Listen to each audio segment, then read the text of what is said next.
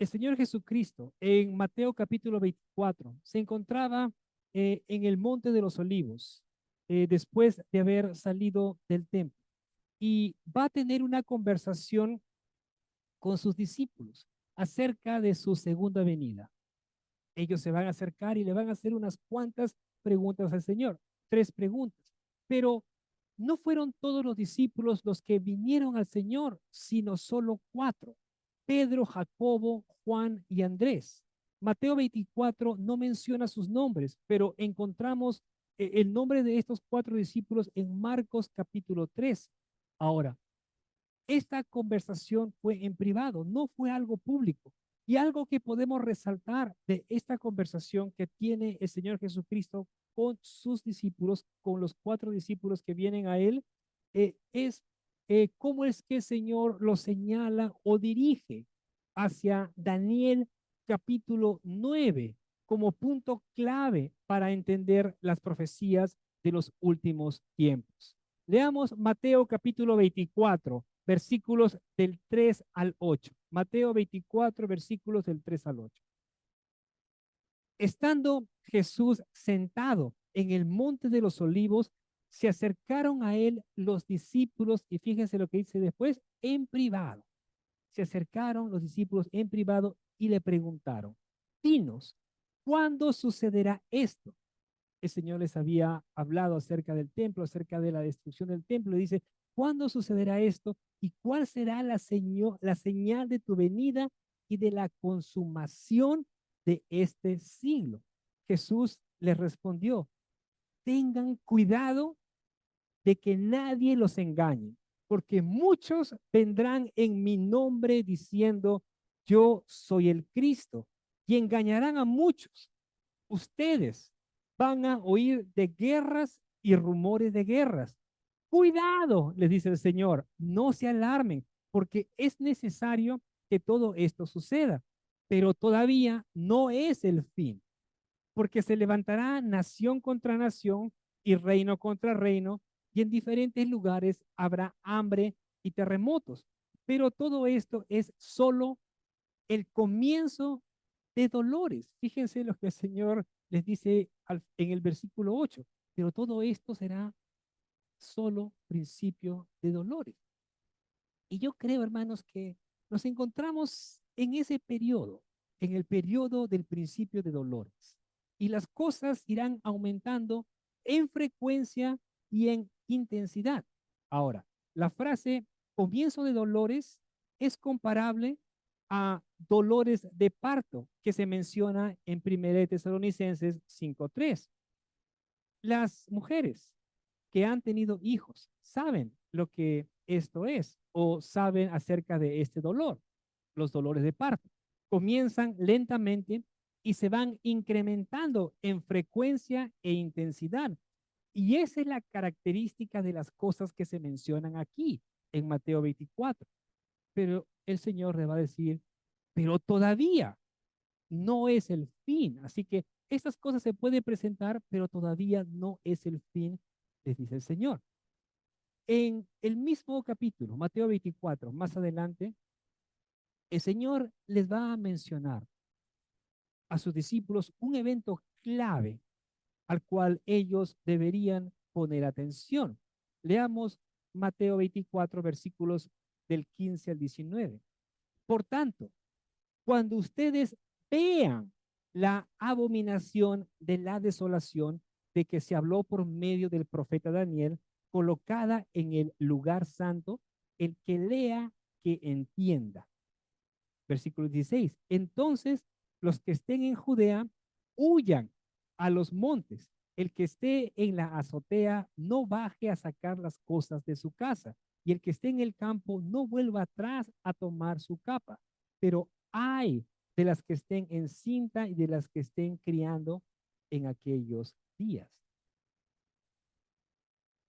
Aquí se menciona una señal clave con relación al inicio del final de los tiempos. Jesús les va a decir a sus discípulos: cuando ustedes vean, y esto tiene que ver con una acción, cuando ustedes vean la abominación de la desolación de que se habló por medio del profeta Daniel, colocada en el lugar santo. Ahora, ¿dónde estaba el lugar santo? Estaba en el templo, ¿verdad? Pero veamos a qué se refiere con la abominación de la desolación. Esto tiene que ver con levantar un ídolo, con edificar un ídolo. Y un ídolo es siempre considerado una abominación en la Biblia. Pero la máxima abominación es erigir o levantar un ídolo en el lugar santo. Y eso sucedió en el año 167 antes de Cristo, cuando Antíoco Epífanes IV profanó el templo de Jerusalén. Este hombre, Antíoco Epífanes IV, era un rey sirio de la dinastía Seleucida. Este hombre levantó un altar a Zeus en el templo y sacrificó un cerdo en el altar. Así el templo fue profanado terriblemente. Pero 3 años después de este abominable evento, en el año 164 antes de Cristo, hubo una rebelión por parte de unos judíos, por parte de Judas Macabeo y sus hermanos, quienes se levantaron en armas y derrotaron a sus enemigos y removieron los ídolos y purificaron el templo. Y hasta hoy en día los judíos celebran la fiesta de la dedicación del templo, o también la conocen como la fiesta de la purificación del templo. Hoy en día se conoce como la fiesta de Hanukkah, que se celebra en diciembre, o que los judíos celebran en el mes de diciembre. Ahora, en el futuro sucederá un acto similar. Se va a volver a repetir este terrible acto, pero esta vez por manos o por parte del anticristo. Como ustedes saben, hoy en día no hay un templo en Jerusalén y no lo ha habido desde el año 70 después de Cristo, en el que la ciudad como el templo fueron destruidos por manos de los romanos. Pero por lo que leemos, se puede inferir o concluir que habrá un templo, un tercer templo. La Biblia no lo dice, por si acaso. La Biblia no dice eso, o no lo dice claramente, pero posiblemente eso sucederá. Sabemos que los judíos ya tienen todo listo para poder levantar un nuevo templo. Posiblemente se dará. Ahora, debemos entender que la abominación perpetuada por Antíoco Epífanes IV se realizó 200 años antes de esta conversación que estaba teniendo Jesucristo con sus discípulos en el Monte de los Olivos. Así que Jesús estaba hablando o se refería a un evento futuro, a un acontecimiento que se llevaría a cabo al final de los tiempos. ¿Y qué les dijo Jesús que hicieran cuando vean lo que estaba sucediendo? Leamos versículos del 16 al 21. Entonces, los que estén en Judea, huyan a los montes, y el que esté en la azotea no baje a sacar las cosas de su casa. ¿Y por qué le dice? ¿Por qué le dice esto? Que el que esté en la eh, azotea, ¿por qué no baje? Porque las casas eran pequeñas y generalmente la azotea era como un patio para los judíos, así que ellos estaban arriba en la azotea, en el patio, descansando, y le dice, no bajen de la azotea, o sea, no bajen a la casa, no vayan a tomar nada. Luego dice, y el que esté en el campo no vuelva atrás a tomar su capa, pero hay de las que estén en cinta y de las que estén criando en aquellos días. Oren para que la huida de ustedes no suceda en invierno ni en día de reposo. ¿Quiénes celebran el día de reposo? Los judíos. Porque entonces, porque habrá entonces una gran tribulación, tal como no ha acontecido desde el principio del mundo hasta ahora, ni acontecerá jamás. ¿Está hablándole el Señor a gentiles? No, está hablándole a sus discípulos que eran judíos. Vayamos ahora a Daniel capítulo 9. En los primeros 19 versículos podemos ver la oración de Daniel, la oración intercesora de Daniel por su pueblo, por Israel. Leamos los versículos 1 y 2. En el año primero de Darío, hijo de Asuero, descendiente de los Medos, que fue constituido rey sobre el reino de los caldeos. Versículo 2. En el año primero de su reinado, yo, Daniel, pude entender en los libros el número de los años en que por palabra del Señor que fue revelada al profeta Jeremías, debían cumplirse las desolaciones de Jerusalén. 70 años. Y cuando uno lee el libro de Daniel, puede darse cuenta que Daniel era un hombre que realmente buscaba al Señor. Él oraba, por más que le prohibían, por más que decían que no ore, él oraba, oraba al Señor. Pero no solamente eso, sino que él leía las escrituras y las estudiaba. Y es por eso que en el versículo 2 dice, yo Daniel pude entender en los libros, es decir, en las escrituras, el número de los años en que por palabra del Señor que fue revelada al profeta Jeremías, debían cumplirse las desolaciones de Jerusalén. 70 años. Daniel entendió que el tiempo de volver a casa, de volver a su territorio, estaba cerca. Los 70 años que el Señor había decretado por medio del profeta Jeremías sobre su pueblo y sobre la ciudad de Jerusalén estaba por cumplirse. Ahora, debemos saber de que ellos fueron expulsados de su territorio como castigo por sus iniquidades. Daniel, al entender que el tiempo se acercaba, que el tiempo de volver a su territorio estaba cerca, ¿qué hizo? Se puso a orar, a interceder por su pueblo y a pedir perdón por el pecado de Israel. Para ese entonces, Daniel tenía aproximadamente unos 90 años. Recuerden que él fue tomado, fue llevado en cautiverio a Babilonia siendo un adolescente. Y ahora estaban por cumplirse los 70 años de cautiverio.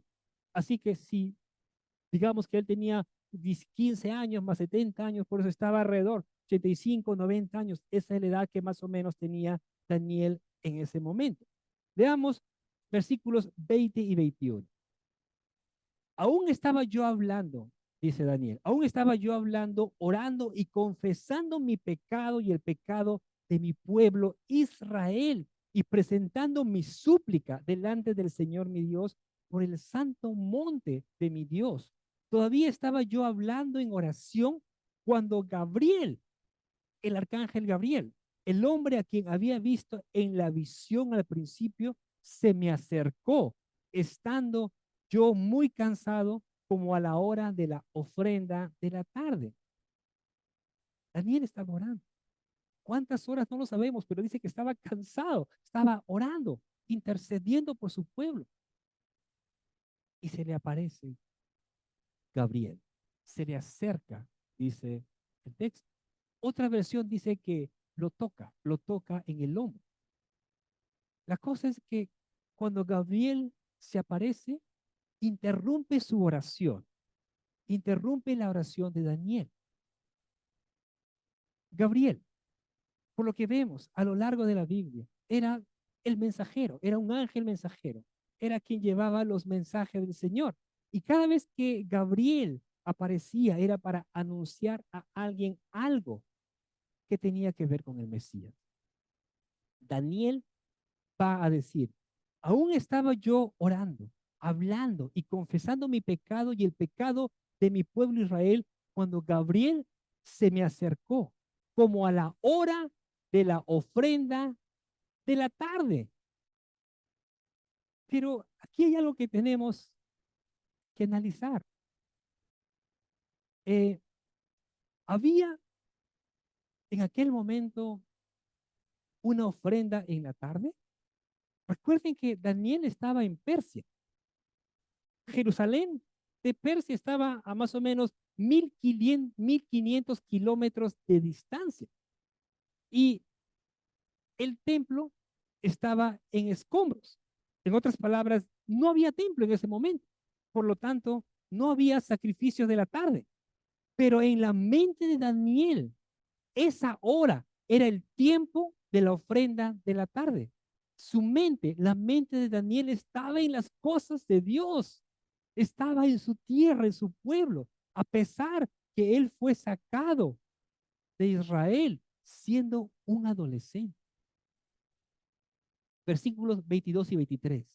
Me instruyó y me dijo, Daniel, aquí está hablando Gabriel, está hablando Daniel.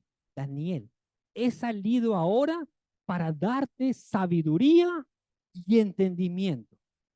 Al principio de tus súplicas se dio la orden. ¿Quién dio la orden?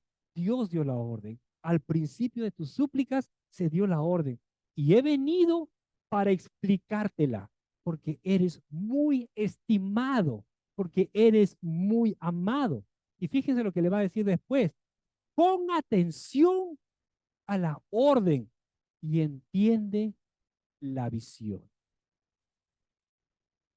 Gabriel le dijo, he venido para darte sabiduría y entendimiento, a fin de que entiendas la visión que has tenido. Y luego le va a decir, he venido para explicarte la visión, Daniel. He venido para explicarte la visión porque eres muy amado delante de Dios. Y es así como Dios miraba a Daniel, porque Daniel tenía un corazón completamente entregado al Señor. Su fe era preciosa delante de Dios. Y el Señor estaba listo para responder su oración.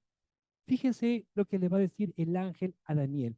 Al principio de tus súplicas, o tan pronto como empezaste a orar, o sea, apenas empezó a orar, Daniel se dio la orden. Dios respondió. Le dijo, ve a Daniel y explícale la visión. Dile de qué se trata. Y es por eso que el ángel le va a decir a Daniel, pon atención y entiende la visión. Versículo 24. 70 semanas han sido decretadas sobre tu pueblo y sobre tu santa ciudad. ¿Para qué? Para poner fin a la transgresión, para terminar con el pecado, para expiar la iniquidad, para traer justicia eterna, para sellar la visión y la profecía y para ungir el lugar santísimo. Ahora, fíjense lo que le está diciendo el ángel a Daniel. 70 semanas han sido decretadas sobre tu pueblo. ¿Sobre qué pueblo? Israel. Y sobre tu santa ciudad, Jerusalén. Y en esas 70 semanas se iban a dar estas 6 cosas. Iban a ser consumadas o completadas. Leamos, fíjense, ahí lo tenemos en la diapositiva. Primero, para poner fin a la transgresión. Segundo, para terminar con el pecado. Tercero, para expiar la iniquidad. Cuarto, para traer justicia eterna. Quinto, para sellar la visión y la profecía. Sexto, y para ungir el lugar santísimo. La transgresión ha terminado. El pecado ha terminado. Parece que no, ¿verdad? Al parecer no, porque vemos cómo está el mundo. Vemos todas las cosas que pasan en el mundo. Pero el punto 3 dice, para expiar la iniquidad. Y aquí podríamos discutir que la expiación de la iniquidad se logró en la cruz. Pero, ¿qué de los otros puntos que se mencionan aquí? El poner fin a la transgresión, el terminar con el pecado, el traer justicia eterna, el sellar la visión y la profecía y el ungir el lugar santísimo. Estas cosas aún no se han dado. pero se darán cuando finalice, cuando se complete la semana 70. Ahora, para nosotros, una semana consta de 7 días, pero para los hebreos, una semana podría ser días o años. Y por el contexto, podemos decir que se trata de 70 semanas de años, tiempo durante el cual Dios cumplirá su plan de redención nacional y espiritual con la nación de Israel. Estas 70 semanas vienen a ser 70 conjuntos de 7, lo que es igual a 490. 70 por 7 es 490 y vendrían a ser 490 años. Leamos el versículo 25. Has de saber y entender, le dice Gabriel a Daniel, que desde la salida de la orden para restaurar y reconstruir a Jerusalén hasta el Mesías príncipe, habrá 7 semanas. Este es un periodo de tiempo. Habrá 7 semanas y 62 semanas. Volverá a ser edificada. Está hablando acerca de la ciudad de Jerusalén. Volverá a ser edificada con plaza y foso. En otras palabras, con calles y trincheras, pero en tiempos de angustia, en tiempos difíciles, en tiempos peligrosos. Ahora, fíjense que hay dos periodos de tiempo, dos secciones de tiempo. Un periodo de 7 semanas y otro periodo de 62 semanas. Y el propósito o el fin de esto es para restaurar y reconstruir Jerusalén hasta el Mesías príncipe, es decir, hasta la llegada del Mesías, de Cristo. Estamos hablando de su primera venida. Ahora, allí en las diapositivas tenemos algunos cálculos. 7 semanas más 62 semanas es igual a 69 semanas. Estas son las dos secciones de tiempo que se menciona en el versículo 25. Ahora, 7 semanas de 7 es igual a 49 años. 7 por 7, 49 años. Y 62 semanas de 7 es igual a 434 años. Entonces, si sumamos 49 años más 434 años, esto equivale o da resultado de 483 años. 483 años son 69 semanas, las cuales ya se cumplieron.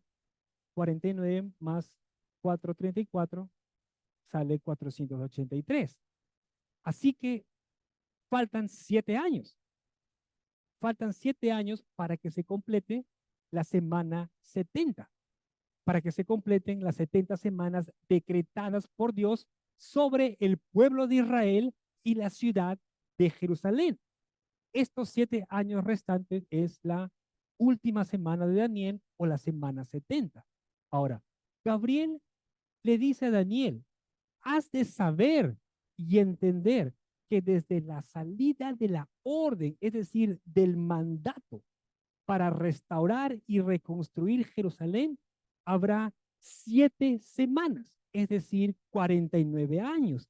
Y fíjense que ese fue el tiempo que tomó reconstruir la ciudad de Jerusalén desde el momento que se dio la orden. Ahora, ¿quién dio la orden para reconstruir Jerusalén? Y fíjense que aquí hay discusión entre los eruditos. Eh, eh, Unos dicen que fue el rey Ciro, otro dice que fue Artajerjes, pero veamos ambas posibilidades. La primera posibilidad es que haya sido el rey Ciro quien dio la orden. Según Nehemías capítulo 1, el rey Ciro dio una orden para que los judíos puedan volver a su territorio y reconstruir el templo de Jerusalén. Esa orden fue dada en el año 538 antes de Cristo.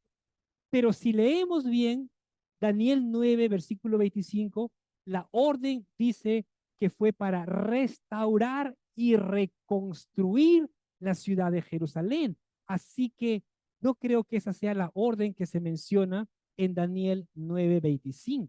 Ahora, veamos la otra posibilidad, que la orden haya sido dada por el rey Artajerjes.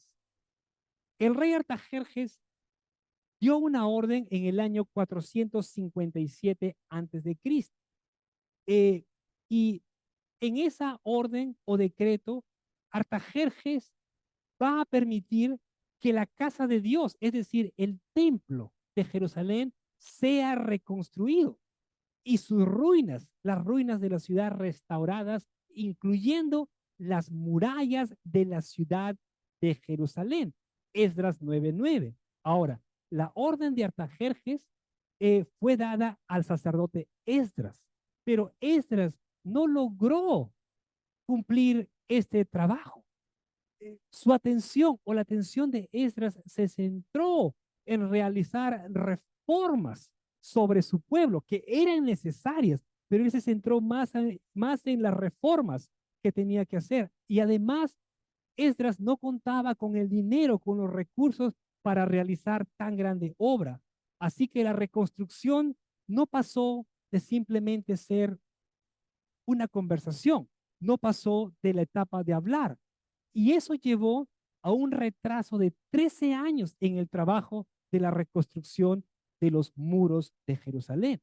Ahora, Nehemías, en el año 446, preguntó a uno de los hombres que había venido de Judá, le preguntó cuál era la condición de la ciudad de Jerusalén. Y este hombre le va a decir a Nehemías, las cosas no están bien. Los que regresaron a la provincia de Judá están en gran aflicción y oprobio, y la muralla de Jerusalén está derribada y sus puertas quemadas a fuego. Y al escuchar eso, Nehemías dice que él se sentó a llorar. Se sentó a llorar al escuchar la condición de su pueblo, de su ciudad. Pero no solamente se sentó a llorar, sino que hizo duelo y ayuno. Y luego de eso, él se va a presentar a su trabajo. Recuerden que él era el copero del rey. Así que él va delante del rey para continuar su trabajo, su labor. Y el rey, al ver a Nehemías, le va a decir, ¿por qué está triste tu rostro? O sea, lo notó. ¿Por qué estás triste? Y le va a decir, tú no estás enfermo, Nehemías. Eso no es más que tristeza de corazón. Así que Nehemías le contó lo que había en su corazón, lo que había escuchado y la condición de su pueblo. Y el rey le va a decir, ¿cómo te puedo ayudar?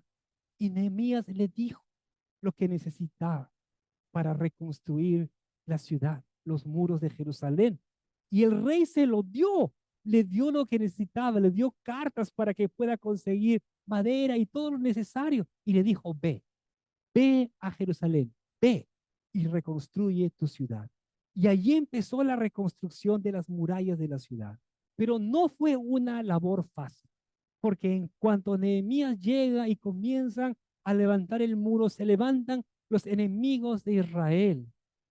Y por eso el versículo 25 dice que la ciudad volvería a ser edificada, pero en tiempos de angustia, es decir, en tiempos difíciles, en tiempos peligrosos. Muy bien.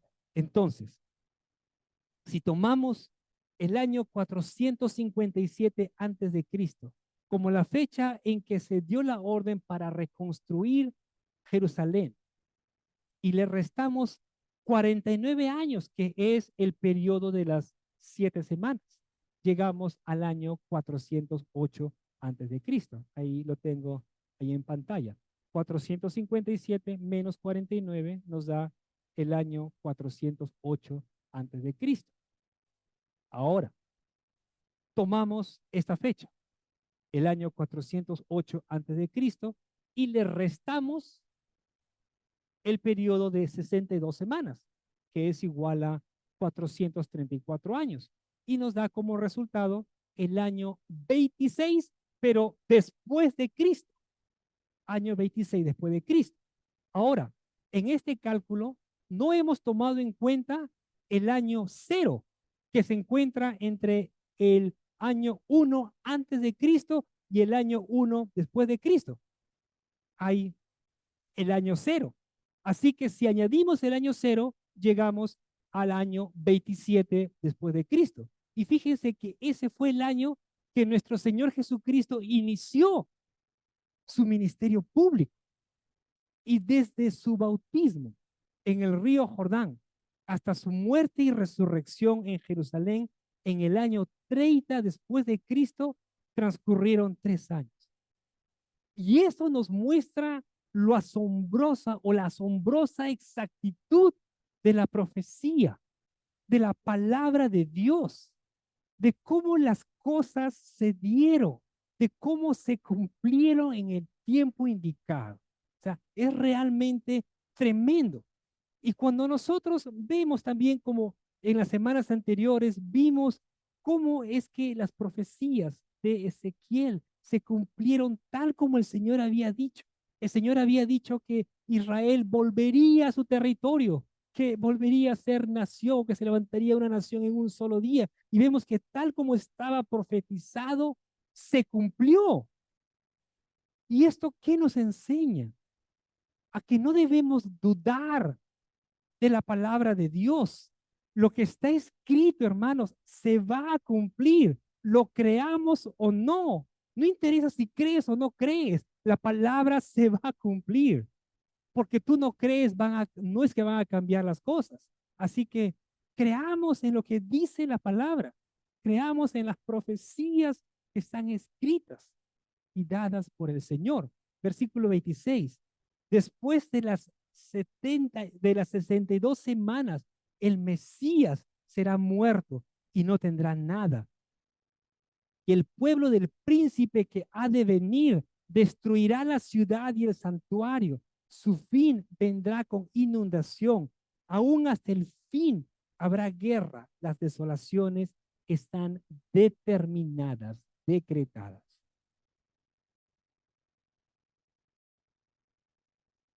Después de las 62 semanas, el Mesías será muerto. Quiero que entendamos algo. Aquí está hablando después de las 62 semanas. Y eso fue lo que sucedió. Pero acordémonos que antes de las 62 semanas estaban las 7 semanas, los 49 años.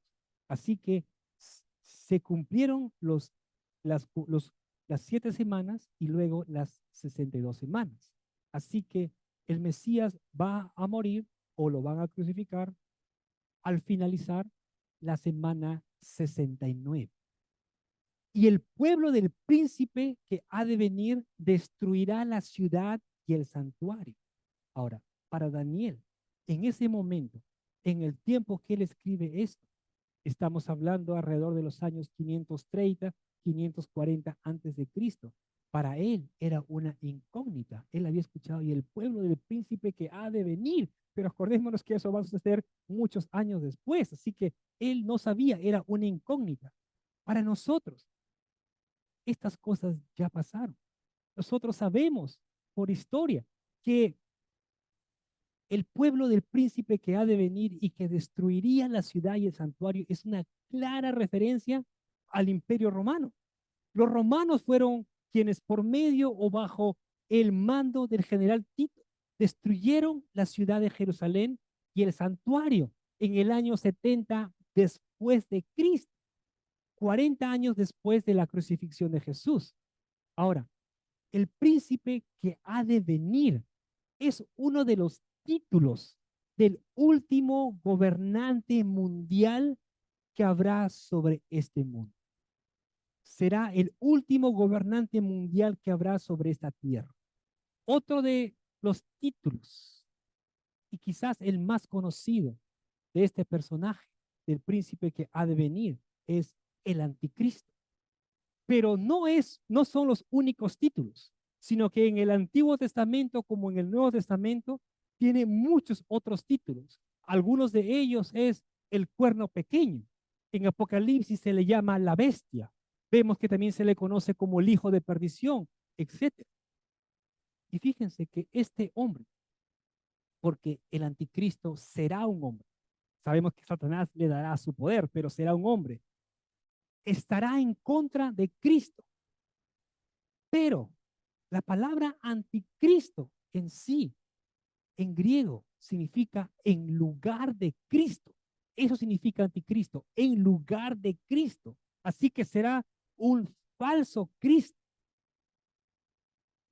Y el pueblo del príncipe que ha de venir destruirá la ciudad y el santuario. Su fin, cuando dice su fin, aquí está hablando de los judíos. Su fin vendrá con inundación.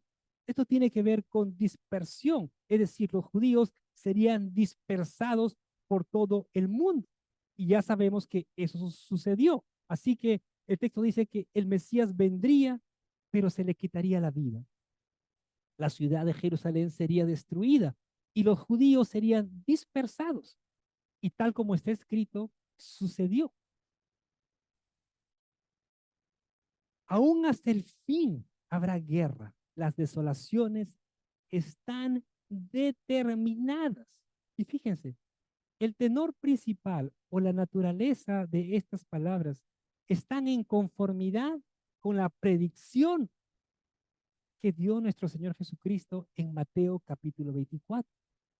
El Señor afirmó que angustia, sufrimiento y guerra continuarían hasta el fin de este siglo, del siglo presente, y que culminaría en un tiempo de tribulación incomparable.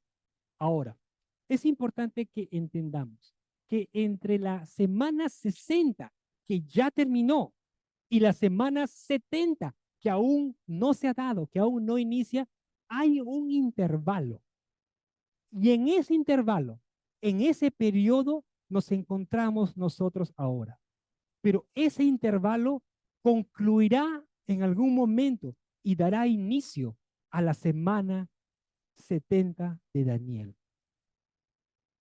Las 70 semanas de Daniel, como dije al inicio, trata específicamente con Israel, con la nación de Israel, no con la iglesia. Y eso es algo que debemos diferenciar, queridos hermanos. Dios tiene un plan para la iglesia, como también tiene un plan para el pueblo de Israel. Y fíjense que el apóstol Pablo va a ser, va a diferenciar a la iglesia y a los judíos.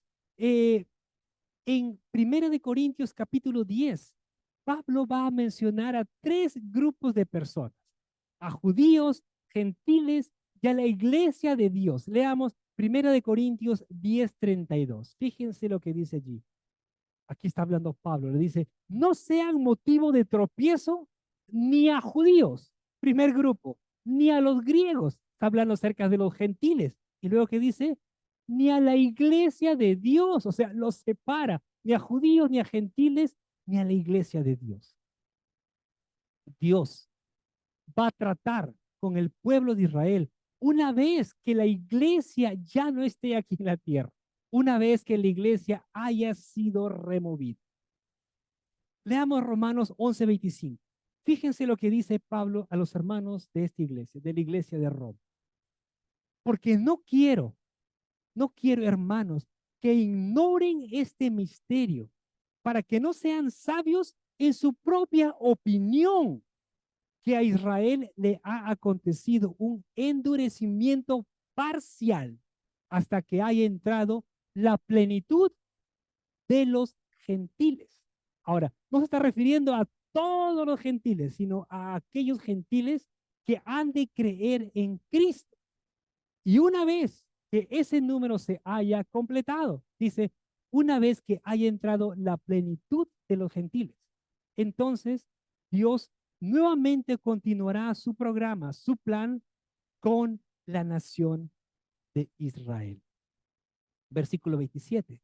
Y él hará un pacto firme con muchos por una semana, pero a la mitad de la semana pondrá fin al sacrificio y a la ofrenda de cereal. Sobre el ala de abominaciones vendrá el desolador. Ese es otro de los títulos del anticristo, el desolador, hasta que una destrucción completa, la que está decretada, ya, o sea, fíjense, el anticristo va a ser eliminado, matado, ya está decretado. Dice, hasta que una destrucción completa, la que está decretada, sea derramada sobre el desolador. Esto lo vamos a ver cuando tratemos temas en Apocalipsis, más en detalle. Pero quiero que se fijen en lo siguiente. El pronombre él al inicio del versículo 27 se refiere al príncipe del pueblo que ha de venir. Ya sabemos a quién se refiere. Este gobernante mundial que aparecerá al final de los tiempos hará un pacto con muchos, dice la palabra. Entre esos muchos, hará un pacto con Israel por una semana. Ya sabemos que una semana es 7 años.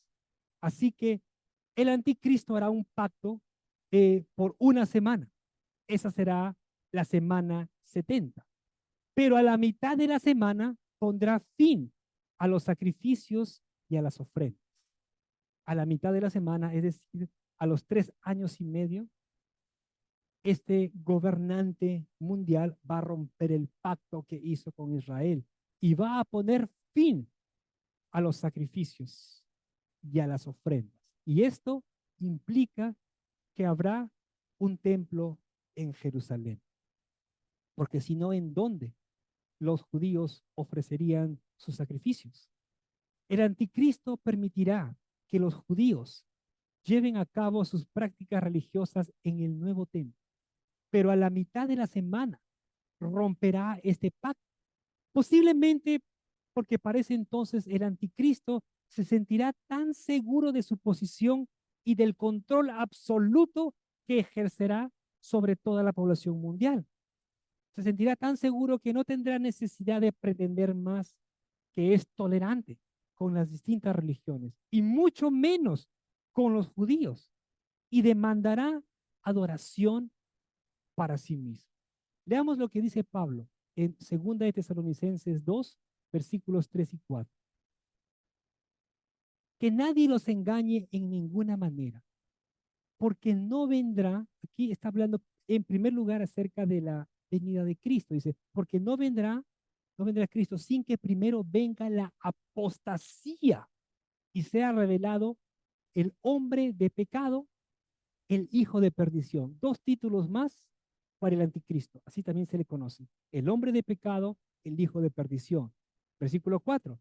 El anticristo, se opone y se exalta sobre todo lo que se llama Dios o es objeto de culto, de manera que se sienta en el templo de Dios presentándose como si fuera Dios. Así que el anticristo va a terminar, va a acabar con las religiones del mundo, las va a prohibir, las prohibirá. Y fíjense que esa tiranía progresiva que se dará al final de los tiempos tiene una semejanza increíble con lo que sucedió con los nazis en la Segunda Guerra Mundial o antes que inicie la guerra. Al principio Hitler y el partido nazi mostraron una fuerte convicción religiosa que engañó a muchas personas, incluso a la mayoría de cristianos en Alemania. Muchos cristianos lo apoyaron a Hitler porque los engañó. Pero eso solo duró hasta que Hitler se consolidó en el poder y luego nada le importó. Cuando el anticristo aparezca, hará algo similar. Y cuando tenga el control de todo, hará que todos lo adoren. Cuando digo todos, todos aquellos que no han creído en Cristo. O sea, porque los que han creído en Cristo no lo van a seguir, no van a creer en Él. Es más, para ese tiempo a lo mejor ya la iglesia no esté, pero en realidad no sabemos el tiempo exacto de cuándo sucederá eso, de cuándo será el arrebatamiento de la iglesia. Y cuando eso suceda, cuando Él tenga el control de todo y haga que todos lo adoren, el anticristo profanará el templo de Jerusalén con sus abominaciones. Recuerden lo que el Señor le dijo a sus discípulos en Mateo 24.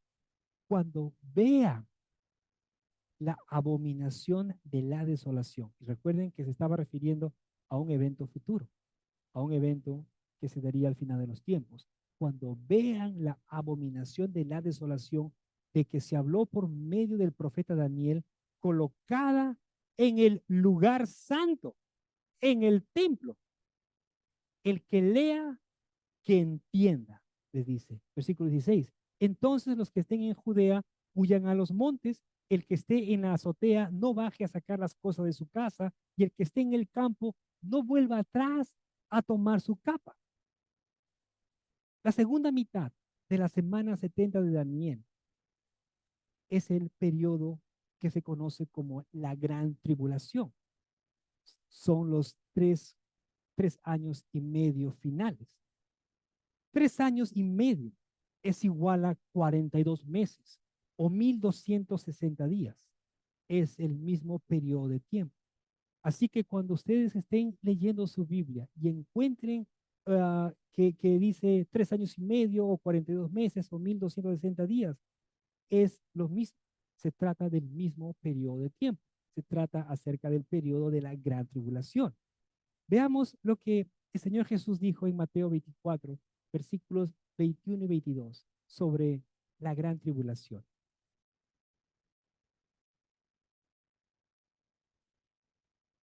Porque entonces, les dijo el Señor, porque, porque habrá entonces una gran tribulación, tal como no ha acontecido desde el principio del mundo hasta ahora ni acontecerá jamás. Y si aquellos días no fueran acortados, nadie se salvaría, pero por causa de los escogidos, aquellos días serán acortados. Y fíjese que el Señor Jesús les está diciendo esto a sus discípulos, pero él toma una cita o el pensamiento que se encuentra en Daniel capítulo 12, versículo 1. Leamos lo que dice allí. En aquel tiempo se levantará Miguel, el gran príncipe que vela, que guarda, que protege sobre los hijos de tu pueblo, es Israel. El arcángel Miguel era el protector de la nación de Israel, era quien peleaba por ellos, quien los defendía. Así que dice, en aquel tiempo se levantará Miguel, el gran príncipe que vela sobre los hijos de tu pueblo. Será un tiempo de angustia, cual nunca hubo desde que existen las naciones hasta entonces. Está hablando acerca del periodo de la gran tribulación. Y ese tiempo, y en ese tiempo, tu pueblo, se refiere a Israel, será librado. Todos los que se encuentren inscritos en el libro. Está hablando acerca del libro de la vida. Los judíos también van a tener que creer en Cristo. Ahora, no quiero o quiero que recuerden que esta profecía está dirigida hacia el pueblo de Israel. Pero eso no quiere decir que entonces a nosotros no nos interese. Bueno, es para ellos, así que no me preocupo. No es así. No es así. Si bien es una profecía que está decretada para ellos, ya pasaron 69 semanas, falta la última semana que se complete por lo que Dios ha decretado para el pueblo de Israel, pero nosotros debemos entender que la semana 70 podría empezar en cualquier momento. Y eso significa que los creyentes debemos estar preparados para irnos con el Señor cuando Él venga por su iglesia. Así que no es que me interesa, la iglesia tiene que estar preparada para cuando el Señor venga por nosotros. Pero aquí hay algo más. No solamente debemos de pensar en nosotros. A lo mejor tú dices, bueno, yo soy salvo, yo le he entregado mi vida, si el Señor viene, ya estoy listo, me voy. Está muy bien, pero ¿saben? También debemos de pensar en las personas que aún no conocen de Cristo. Debemos de aprovechar el tiempo que Dios nos da para compartir su palabra con la gente que está allá afuera y que vive sin propósito en su vida y sin esperanza. Y eso también va para ti, si es que estás aquí y aún no conoces o no tienes a Cristo en tu corazón. A lo mejor estás viniendo ya varias semanas o varios meses, pero aún no has hecho un compromiso serio. A lo mejor aún no te has entregado. Eso también va para ti. Dios no quiere que te pierdas. Dios quiere que lo reconozcas, que reconozcas a Cristo como tu Señor y Salvador y vengas a Él. Dios nos da tiempo, pero ese tiempo se va a acabar. Fíjese lo que dijo Romano, lo que dijo Pablo en Romanos capítulo 13, versículo 11. Y haced todo esto, dice Pablo, conociendo el tiempo, que ya es hora de despertaros del sueño, porque ahora la salvación está más cerca de nosotros que cuando creímos. Ahora la salvación dice está más cerca de nosotros que cuando creímos, hermanos. Dice, despiértense, despiértense, hagan todas estas cosas, conociendo el tiempo.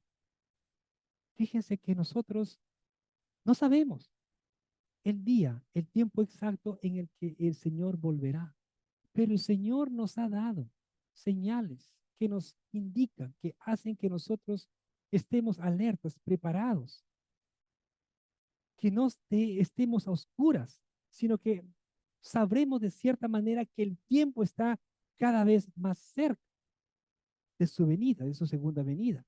Y Pedro dijo, puesto que todas estas cosas han de ser destruidas, estamos hablando de todo lo que vemos, ¿cómo no llevar una vida santa y piadosa? Dios va a transformar este mundo. Después del milenio, habrá nuevos cielos y nueva tierra. Todo va a ser transformado. Todo va a cambiar. Y eso debe hacernos o debemos tener en nuestra mente eh, el no afanarnos por las cosas de este mundo. No te afanes por las cosas de este mundo. Al final, no nos vamos a poder llevar nada cuando partamos de aquí. Si eres una persona materialista, vas a perder todo o te vas a poder llevar nada. Pero si andas en el espíritu, no vas a perder nada. Recuerda eso. Si eres materialista y todo está en cosas, no vas a poder llevarte nada y es más, vas a perder todo. Jesús dijo, no os hagáis tesoros en la tierra, donde la polilla y el orín corrompen, y donde ladrones minan y hurtan. Más, ¿qué dijo? Más haceos tesoros en dónde? En los cielos. Más haceos tesoros en el cielo. Que el Señor nos ayude a vivir como Él desea que lo hagamos. Que el Señor nos ayude también a estar preparados para cuando Él venga por su iglesia. Termino con las palabras de nuestro Señor Jesucristo, con las palabras que Él dijo en Apocalipsis 22:2. He aquí, yo vengo pronto, dice el Señor, y mi recompensa está conmigo. El Señor tiene su recompensa ahí. Dice, y mi recompensa está conmigo para recompensar a cada uno según su obra. Qué bonito, ¿verdad? El Señor vendrá y Él tiene su recompensa con Él. Y Él recompensará, dice que a cada uno, según lo que cada uno haya hecho. Así que estemos listos, no sabemos los tiempos, pero sabemos que el Señor viene pronto. Así que la iglesia tiene que estar preparada. Amén. Vamos a orar, pongámonos de pie.